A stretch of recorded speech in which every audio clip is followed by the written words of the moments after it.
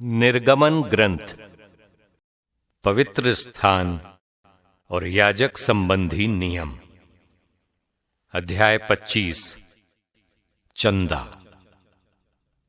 प्रभु ने मूसा से कहा, इज़राइलियों से कहो कि वे मेरे लिए चंदा ले आए। तुम प्रत्येक व्यक्ति से जो स्वेच्छा से देना चाहे मेरे लिए चंदा स्वीकार करो।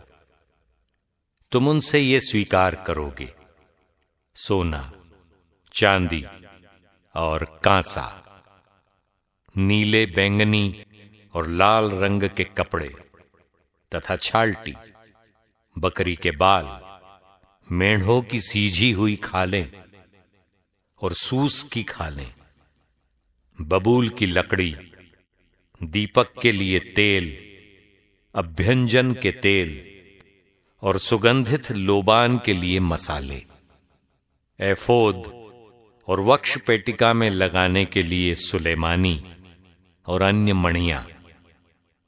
लोग मेरे लिए एक पवित्र स्थान बनाएं और मैं उनके बीच निवास करूंगा।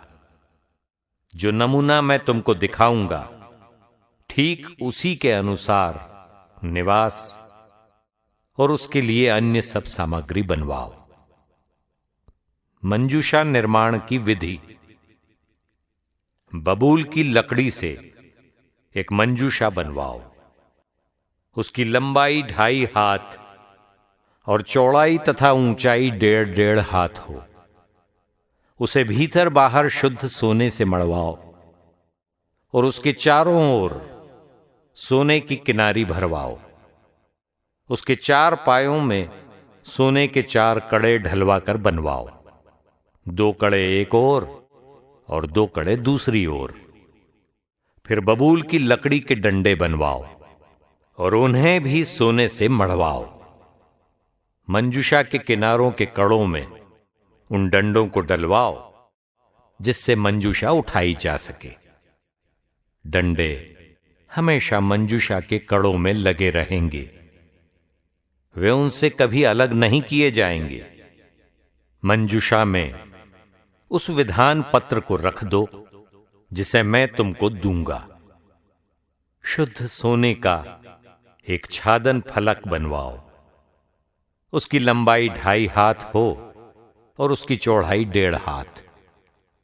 छादन फलक के दोनों ओर सोने से गढ़े 2 केरूब बनवाओ।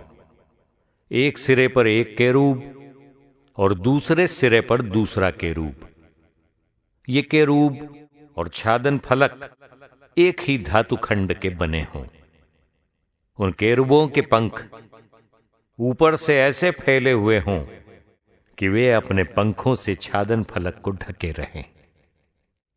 वे एक दूसरे के आमने सामने हों और उनका मुख छादन फलक की ओर हो। मंजूषा के ऊपर उस छादन फलक को और मंजूषा में उस विधान पत्र को रखो जिसे मैं तुमको दूंगा। मैं वहां तुमसे मिलूंगा और छादन फलक के ऊपर से अर्थात विधान की मंजूषा पर स्थित उन 2 केरूबों के बीच के स्थान से तुमको इज़राइलियों के लिए अपनी सब आज्ञाएं सुना दूंगा। भेंट की रोटियों की मेज। बबूल की लकड़ी की एक मेज बनवाओ जो 2 हाथ लंबी, 1 हाथ चौड़ी और 1.5 हाथ ऊंची हो। उसे शुद्ध सोने से मढ़वाओ और उसके चारों ओर सोने की किनारी लगवाओ। उसके चारों ओर 4 अंगुल चौड़ी एक पटरी बनवाओ और उस पटरी के चारों ओर सोने की किनारी लगवाओ। सोने के 4 कड़े बनवाकर उन कड़ों को चारों कोनों में, चारों पायों में लगवाओ। वे कड़े पटरी के पास ही हों और डंडों के घरों का काम दे जिससे मेज उनके द्वारा उठाई जा सके। बबूल की लकड़ी के डंडे बनवाकर उन्हें सोने से मढ़वाओ, वे मेज उठाने के काम आएंगे। तुम शुद्ध सोने की थालियां, कलछे, घड़े और प्याले बनवाओ, ये अर्घ देने के काम आएंगे। उस मेज पर मेरे सामने सदा भेंट की रोटियां रखा करो। दीप वृक्ष, शुद्ध सोने का एक दीप वृक्ष भी बनवाओ। दीप वृक्ष का पाया, उसकी डंडी, उसके प्याले, उसकी कलियां और फूल सब एक ही धातु खंड के हों। उसी में 6 शाखाएं हों। दीप वृक्ष की एक ओर 3 शाखाएं हों और दीप वृक्ष की दूसरी ओर 3 शाखाएं। एक शाखा में बादाम की बौड़ी के आकार के 3 प्याले हों, जिनमें एक कली और एक फूल हो। दूसरी शाखा में बादाम की बौड़ी के आकार के 3 प्याले हों, जिनमें एक कली और एक फूल हो।